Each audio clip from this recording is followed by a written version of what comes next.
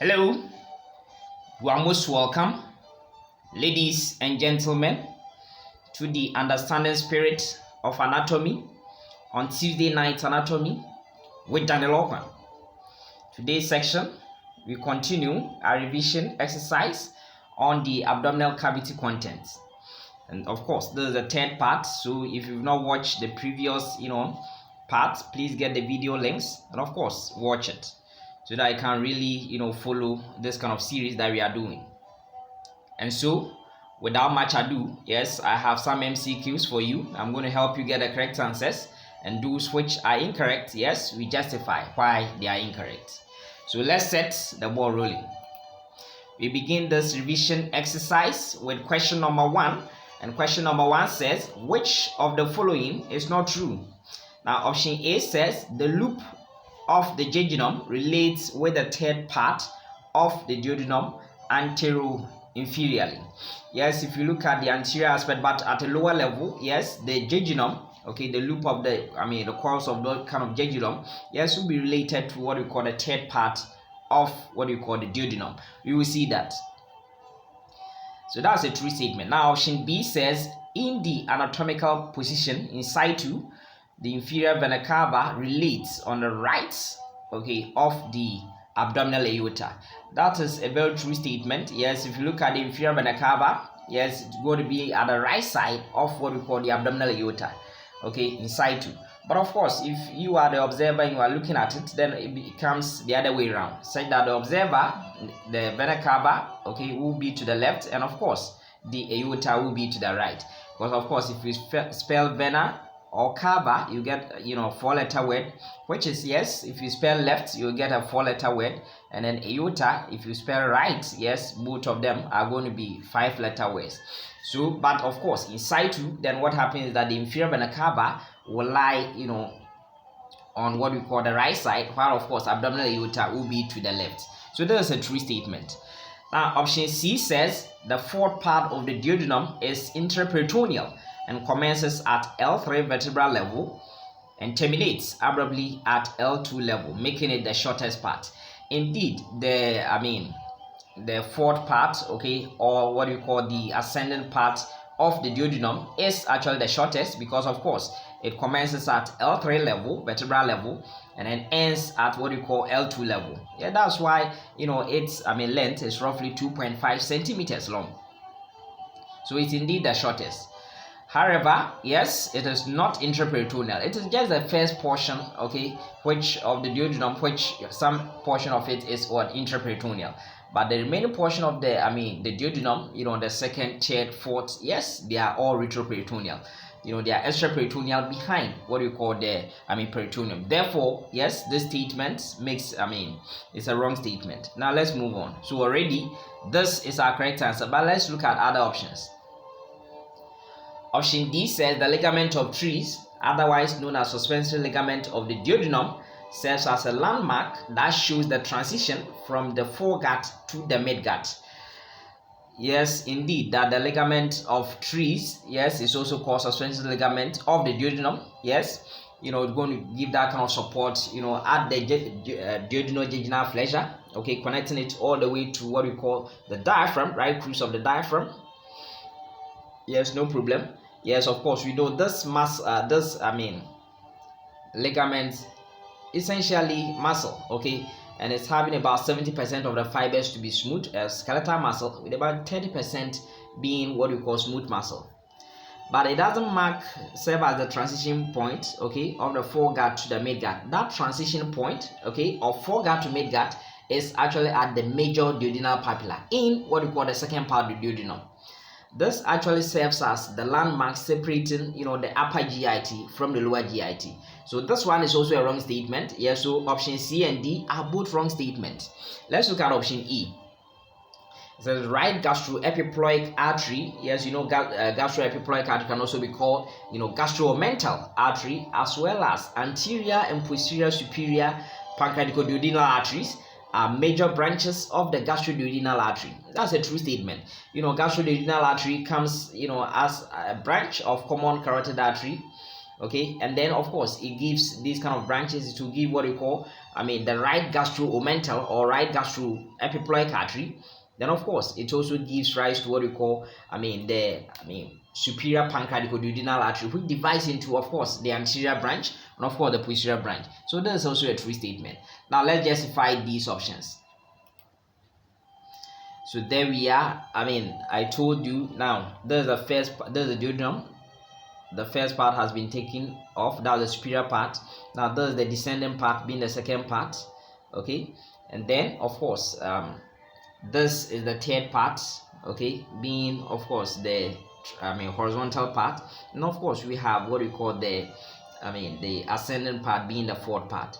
Now I'm just interested in the third part. That in the third part, relating anteriorly, okay, to that is this loop of what we call the jejunum. So the loop of, or the coil of this jejunum, is related to it, anteriorly, but a bit at a lower level. So it's related to it anteroinferiorly. Yes, not only that, we have other ones, talk about the superior mesenteric, vessels. Okay, they will also be related to it, as well as even the course of what we call the root of the mesentery proper. Okay, so that is what I want you to know, the relation over there. Now if you look at the abdominal aorta and what we call the inferior vena cava, what we see is that the aorta, as an observer, it will be to your right, and then of course for the inferior vena cava it will be to your left. However, in situ, okay, in the normal body position, then what is happening is that the aorta is to the left, while of course inferior vena cava is to the right. That is why we say that the inferior vena cava lies on the right side of what we call abdominal aorta. So you have to know this important relation. So as we said, yes, the first part, yes, is 5 centimeters long. Second part roughly 7.5 centimeters long. Third part is 10 centimeters long, and then the fourth part is the shortest, having 2.5 centimeters long. This is the duodenum.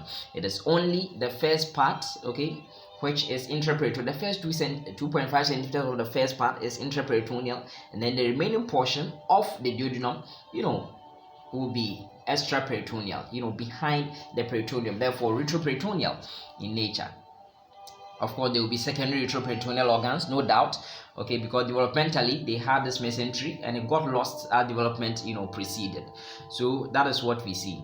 Now, what I'm interested in showing you is that yes, from the third part of the duodenum, the fourth part emerges. So it's going to emerge at where the third part ended, that's at L3, but it abruptly ends at L2 vertebral level. Okay, and then of course the jejunum continues. And then what we are saying is that this portion, it is not intraperitoneal, but rather it is going to be extraperitoneal. It's going to be extraperitoneal. The other things that we said about it, were correct. Let's move on. So again, at that point, where the fourth part of the duodenum meets the jejunum, okay, that flexure over there, which we are calling the duodenojejunal flexure, okay, is going to be supported, okay, by this ligament that we are called ligament of Treves. And this ligament of Treves, yes, is otherwise known as the suspensory ligament of the duodenum, no problem, okay, but doesn't serve as landmark, okay, between what we call the midgut and then the foregut. No, the midgut and foregut is mainly going to take place in this area. That is the second part of the duodenum, where we have what we call major duodenal papilla. At the level of major duodenal papilla, that is where we are able to divide, yes, superior to major duodenal papilla we have upper GIT, and below, we have what we call foregut, and below we have what we call midgut. But this suspensory ligament of the duodenum, otherwise we are calling the ligament of Treves, which is having about 70% skeletal muscle fibers and 30% smooth muscle fibers, is serving actually as the landmark, okay, that will separate what we call upper GIT from lower GIT. So that is one thing that we should know. But the end is going all the way to attach to what we call the right cruise of the diaphragm. So if you look at it by way of orientation, this is what we call the diaphragm, where of course the esophageal hiatus, yes, so that the esophagus, the thoracic esophagus, pierce what we call the diaphragm to enter the abdomen as abdominal aorta. and of course there's the the stomach, and then of course the duodenum continues. This is what we call the spleen. Now what I'm interested in showing you is that yes, from the celiac trunk we're able to get our 3 branches. Yes, left gastric artery, splenic artery, and of course common hepatic artery. As a branch of common hepatic artery, we see what we call gastroduodenal artery, and this gastroduodenal artery gives off this branch, okay, which go from the the right side of the stomach, greater curve of the stomach. So we call this branch right gastroepiploic artery. It's actually anastomosis with what we call left gastroepiploic artery, which comes from actual splenic artery, okay, so that they supply what we call the greater curve of the stomach. So apart from giving this right epiploic artery, the gastroduodenal artery also gives this branch, and this branch is what we call the superior pancreaticoduodenal artery. Immediately the superior pancreaticoduodenal artery, yes, divides to give us anterior, so it runs at the anterior aspect of the duodenum, so we call it anterior superior pancreaticoduodenal artery, and there's another one which runs posterior behind where the duodenum is, so we call it posterior superior pancreaticoduodenal artery. So that is what I just want to show you, and that's actually a very true statement that we saw, that of course the gastroduodenal artery, apart from giving off right gastroepiploic artery, will give off the superior pancreaticoduodenal artery, which of course divides into what we call anterior branch and of course posterior branch. So let's go to question number 2, and question number 2 says, which of the following is a wrong statement?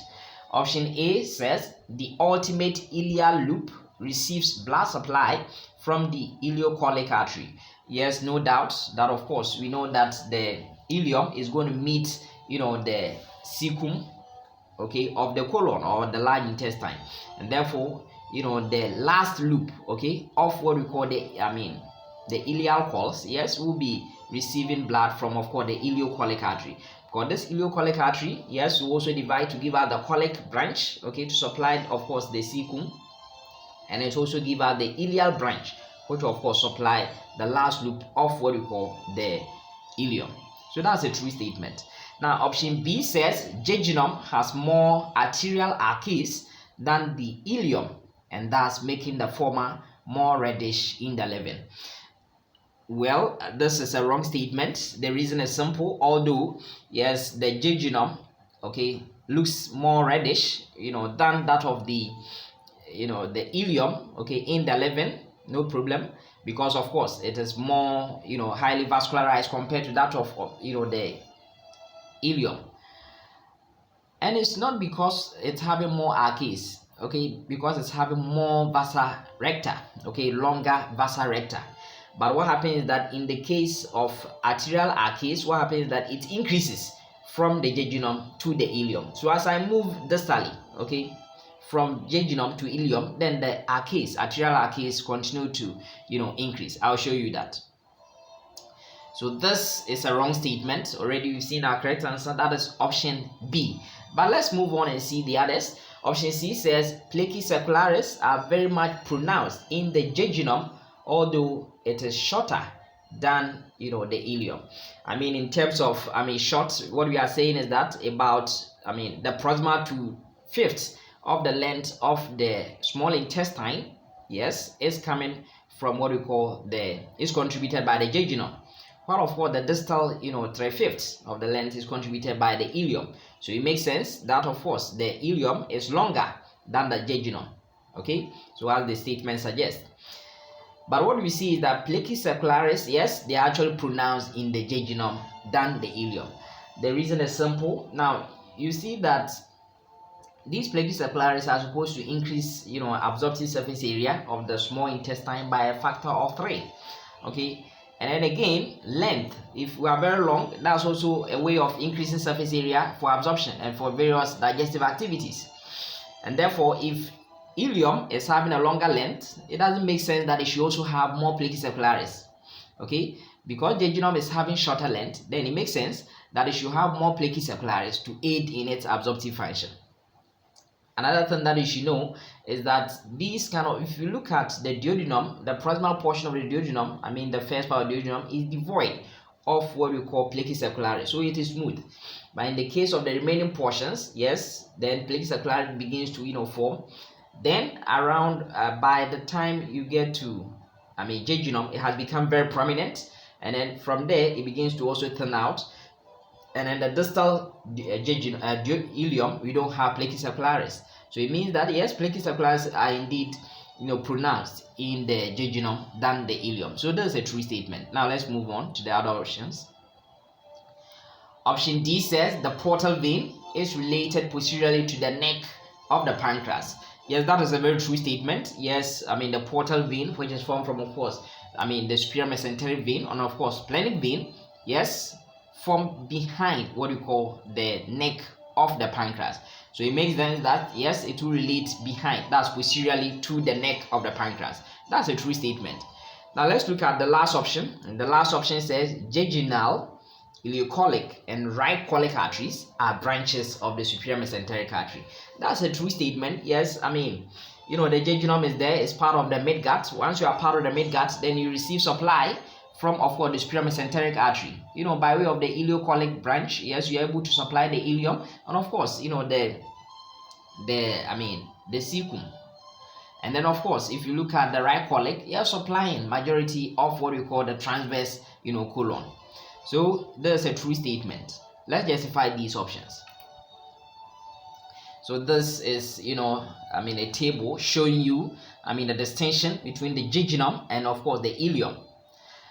Now, so in terms of length, as we said, the proximal to fifth portion of the length of the ileum, the small intestine, is contributed by what we call the jejunum, with the distal, 3/5 portion contributed by the ileum. Surgically, the duodenum is not regarded as, part of the small intestine. The reason is simple. Most of its parts are retroperitoneal. In fact, secondary retroperitoneal organ, most of its parts. So for instance, if you are stabbed, or if someone is stabbed with a knife, in the abdomen, what will happen is that, yes, the duodenum, because there's fifth, it's not having its mesentery, it will be fifth. But the jejunum and ileum, they are those cords which will be seen outside the abdomen, because they have a mesentery and it makes them mobile, the mesentery proper. So this 25 centimeter long duodenum is not really contributing so much, just 25 centimeters. The remaining portion, which is, let's say, on average 6 meter length of the small intestine, is shared by this kind of jejunum and ileum. In terms of the diameter, yes, what we see is that the jejunum has a wider diameter compared to that of the ileum. But the interesting thing is that, yes, although now this diameter we are talking about is from the wall, from one side of the wall to the other. That is when we see this. Then, but in the case of the luminal diameter, what will happen is that because this one, because the jejunum has thicker wall, compared to, let me just say this, yes, because the jejunum has much thicker wall compared to that of ileum, then what we see is that the lumen, just the lumen, what will happen is that the ileum, will have a wider lumen compared to that of the jejunum. But in terms of the entire, from the wall, from one side of the wall to the other, then of course this is what we see. Then in terms of appearance, as we said, yes, because we are having more, now please look over here, we are having more very long vasa recta. It's the vasa recta which are actually going to the organ, directly. So you can see these are very long vasa recta, although they are fewer, but they are very long. But we have numerous vasa recta over here which are very short for the ileum, and that is why the jejunum will be very red, because we have very long vasa recta. But as we said, arterial arcades, we have just about one, in the case of, this arch over here, it is from the arterial arcade that we get the vasa recta, so it makes sense that this one, this is the jejunum, will be more red, in the living than in the case of the ileum. But in terms of arterial arcades, we have more. As you go distally, from jejunum to ileum, then you'll be having more arterial arcades. So that is what we see. Then in terms of mesenteric fat, what happens is that we see more mesenteric fat in the case of the ileum compared to that of jejunum.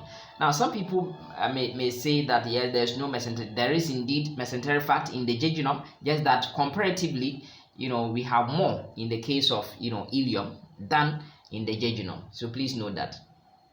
Apart from that, although these are tubular organs communicating with the external environment, and therefore, of course, there will be, lymphatic nodules around. Okay, lymphatic tissue will be around. What we see is that we have at the antimesenteric border. Now, this is where the mesentery, okay, is attached. The reason is that we can see these vessels going. The mesentery will help, convey these kind of structures, neurovascular structures, to the organ. Okay, so this is where the mesentery attaches. This is the mesenteric border. Opposite to it, that is the antimesenteric border of the ileum, we see aggregates of lymphatic nodules, and they are those ones we call them Peyer's patches. We don't see these kind of Peyer's patches organization in the case of what we call the jejunum. Neither do we see it in the duodenum. Okay, so please, get to know these ones. So there we are. Now this roughly 8 centimeter long, very large vein is the portal vein. Okay, and we know it is formed by what we call the superior mesenteric vein, and of course the splenic vein. Okay, because we know the splenic vein receives that deogeneated blood from the hindgut, okay, from where the inferior mesenteric vein. Okay, these ones will confluence in behind the neck of what we call the pancreas, forming this portal vein. So it means that the portal vein formation, yes, relates posteriorly to it. But apart from that, apart from these, main tributaries of the portal vein also receives, some, deogeneated blood from what we call the left and right gastric, veins. Then of course it divides into, what we call the left branch and of course the right branch, which of course the right branch also receives that kind of, blood from what we call that coming from the gallbladder, the cystic vein. Okay, so what I want to show you is related posteriorly to what we call, let me just show you that. Now, if you look at this is the first part of the duodenum. Okay, this is the second part. This is the major duodenal papilla, where of course the ampulla ovata, opens the hepatopancreatic ampulla, which is formed by, common bile ducts, and of course the major pancreatic duct. This ampulla ovata, this major duodenal papilla over here is what we are saying that divides what we call the foregut from what we call the midgut that I told you about. Now, if you look at this one closely, you can see some circular folds in here, and these circular folds are what we call plaque circularis, that I said that it will be very prominent as you move down. Okay, go to the jejunum, very prominent over there. Then beyond jejunum, it begins to turn out, so that at a distal aspect of what we call the ileum, we don't see it. But the proximal portion of the duodenum, okay, the first part, we don't find plaque circularis. Okay, so please note that. Now, one thing I'm showing you, then this of course is the horizontal part. Then of course we have what we call the ascending part. Now the head of the pancreas, this is the head of the pancreas, which lies in this C-shaped concavity created in the duodenum. Okay, then we have the neck of the pancreas, we have the body, and of course we have the tail, which of course goes and relates to what we call the hilum of the spleen. Now from the head, this area becomes the uncinate process of the pancreas. This is the uncinate process of the pancreas. Now what I'm interested in showing you here is that this is that portal vein. This is the portal vein, and this portal vein, yes, relates behind the neck of the pancreas, from behind the neck of the pancreas. Yes, by way of the superior mesenteric artery giving supply to the midgut organs. Yes, it will give branch to the jejunum, so that will be the jejunal branch. It also give branch to what we call the the ileum and colon. Yes, the ileocolic branch dividing into the colic branch, and of course the iliac branch. So the last loop of what we call the the ileum will be receiving that blood from what we call the ileocolic branch. Okay, the ileal component of the ileocolic branch will be received from that side.